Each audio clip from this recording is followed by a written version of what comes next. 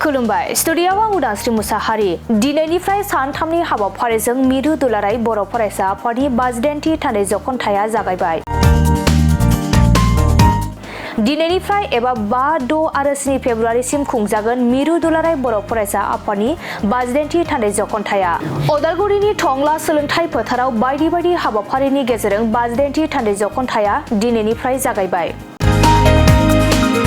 नंगौ 5, 6 आरो 7 फेब्रुवारि सानथामनि हाबाफारिजों खुंफुंनो लानाय मिरु दुलाराय बर' फरायसा आफादनि 52थि थान्दै जखनथाइनि दिनै गिबि सान। मख'नो गोनांदि 2020 मायथाइयाव जानाय जारिमिनारि बर' गोरोबथानि गेजेरजों बड'लेण्ड आरो आसामाव अरायथा गोजोन आरो खौसेथि गायसननाय गोरोबथानि गासै दफाफोरखौ थाबैनो मावफुंनाय, बर'नि सिनायथि आरो संबिजिरारि आरो राजखान्थियारि मोनथायफोरखौ रैखाथि होनाय आरो गोदान मुलुग थासारिजों गोरोबनानै खौसेथि, सोलोंथाइ, राव, हारिमु आरो समाजारि रांखान्थियारि जौगानायखौ बांहोनाय थांखिजों बे गेदेर हाबाफारिखौ खुंनो थांखि लादों मिरु दुलाराय बर' फरायसा आफादा।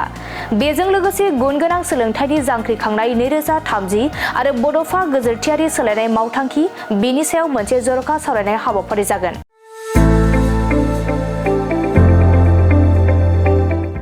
गोजोनथाव खौरां। क'क्राझार सहरनि साखाथियाव थानाय तितागुरि मानास पाब्लिक स्कुला लानानै फैदों गोजोनथाव खौरां।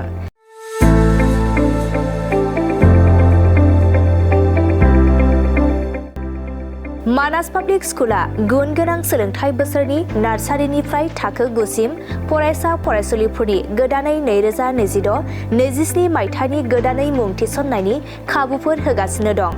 गुन गोनां सोलोंथाइ होनायजों लोगोसे तितागुरि मानास पाब्लिक स्कुलाव basic computer education, English speaking environment आरो मोजां सोलोंथाइ गोनां फोरोंगिरिफोर दं। फरायसा फरायसुलिफोरनि थाखाय सोलोंथाइ लानायजों गोबां मोजां खाबुफोर दं, जेरै यगानि खाबु आरो हिन्जावसा आरो हौवासाफोरनि थानायनि थाखाय सेपारेट हस्टेलनिबो खाबुफोर दं। नोंथाङा आबुङै मिथिबावनो थाखाय थोंजोङै नैबे 60008532886000489621 आरो 9101008849 जानबुं नम्बराव खौरां लाहरनो हागोन।